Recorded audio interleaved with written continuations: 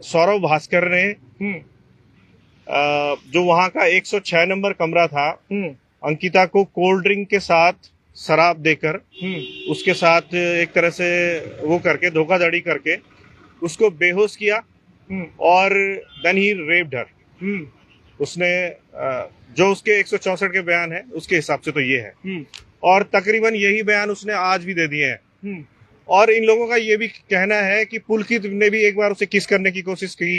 कई बार इन्होंने पुलकित को देखा कि वो रात को दरवाजे खटखटाता था। तो ये बात लगभग इस्टेब्लिश हो चुकी है कि जब से वो नौकरी लगी थी ये लोग उसका सेक्सुअल हैरेसमेंट कर रहे थे। उस व्यक्ति को कहीं ना कहीं जो गवाहों की सूची है उसमें उसका नाम लिखा हुआ है।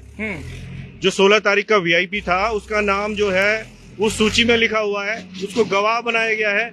एक तरह से एसआईटी ने उसे क्लीन चिट दे दी है। और मुझे नहीं लगता कि जिस तरह से ये चीजें निकल के सामने आ रही है, ये बहुत बड़ा जो एक उसके साथ एक लगातार षड्यंत्र हो रहा था, हैरेसमेंट हो रहा था, ये बिल्कुल क्लियर हो चुका है। और ये भी लग रहा है कि एसआईटी ने जो जांच की वो मर्डर की दिशा में तो की था। तो अब ये पूरी संभावना है कि वो रिजॉर्ट का जो कमरा तोड़ा गया उसका कारण यही था कि उस कमरे के अंदर कई इस तरह के एविडेंस थे, बायोलॉजिकल एविडेंस थे, फॉरेंसिक एविडेंस थे, जो कहीं ना कहीं जो रेप होने की जो संभावना थी उसे पुख्ता करते।